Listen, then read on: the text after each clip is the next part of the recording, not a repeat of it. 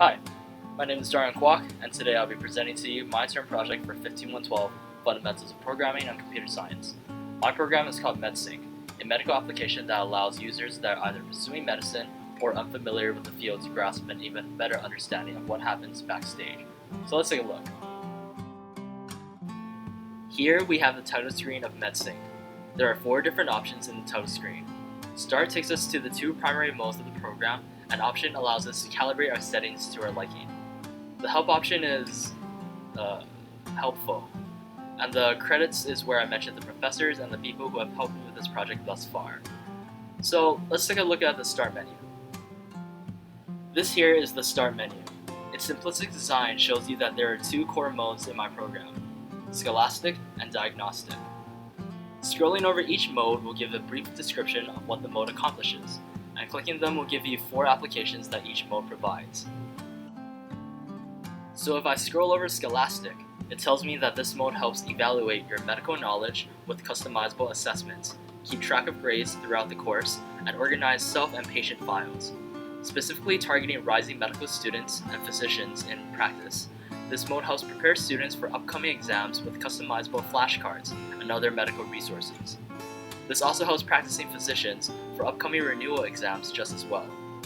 Clicking here shows us the 4 applications available, but since I'm more interested in presenting the diagnostic side of the project, let's move on to that. Scrolling over Diagnostic explains that this mode allows patients to review medical files, complete a simple checkup in the comfort of their homes, view their prescription calendar, and diagnose their symptoms. In contrast to Scholastic, this mode is more applicable to the patients, their family, and friends. For people who are less educated in the medical field, these apps allow them to individually analyze their own medical files and better grasp the physiology behind their symptoms. People who can't afford frequent checkups can use this program to perform some physical checkups in the comfort of their home. Think of this as a home clinic for those who do not readily have access to medical facilities. Under Diagnostic are 4 options. Clicking on Analysis brings us to a new menu with different body systems that can be investigated and analyzed, given that you have the medical files to do so. Ranging from cardiology to radiology, these are major studies that cover the majority of what patients look for. My project today will be the MRI Analysis application I made under Neurology. Clicking on that brings us to the MRI Assessment page. Here, patients can upload their MRI files of their brain for better understanding. There are 3 steps present, and the following steps are locked until the preceding steps are completed. Different doctors and MRI machines return different numbers of slices of the brain. One doctor may do 80 total slices, while another may do 20. Step 1 allows the patient to normalize this program to the total number of layers taken with the current layer of the image that they're interested in analyzing. You can input the total number of scans over here. Then, the current scan number here. Pressing Compute will spit out a number around this area that is your scan number. This is the program's normalized value that can be used on this scroll bar here to help patients identify where in the brain the scan is occurring. Pressing Complete will lock Step 1 and allow the user to go on to Step 2. Note that if the current scan is larger than the total, the algorithm will recognize that and return NA. Step 2 allows the user to type the file name of the 2 MRIs that they would like to compare. For this example, I will choose 2 files from the same layer of the brain 1 month after another. Notice that only when I have 2 files written that the summary button appears on the bottom. After inputting these files, I can click Summary to lock in Step 2 and get an MRI similarity calculation of the 2 MRIs.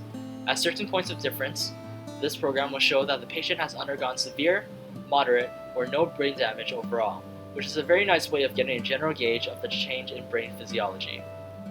Pressing this button over here allows the user to see the areas of the brain that is most likely affected if there were damage. This changes accordingly to the scan value that you input earlier. Here are the sample MRIs I'll be using for this video. Let's try 1 or 2 more MRIs of patients with actual brain damage or diseases. Comparing a normal brain with that of a patient who has undergone a fatal stroke, we can input the scan levels of each.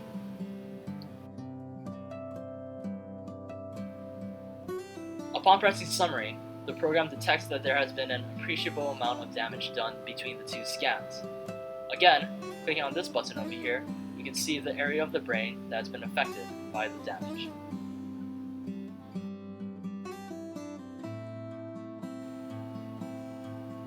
Doing one more. These two scans are the before and after MRIs of a patient who has gone through hypertensive encephalopathy. Note the drastic damage that this brain has gone through.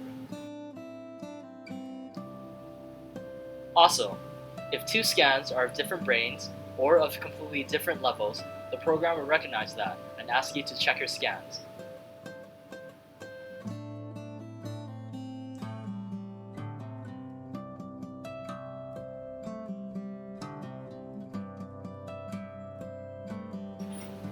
So there you have it. This is the beginning to a project I'm considering on continuing. Hopefully within the years I'll be able to add more applications to different systems and open up the other features. I would like to thank Professor Adamczyk and Cosby for their lectures and help. And thank you to you, Tom, for being my mentor. I hope you guys liked my project.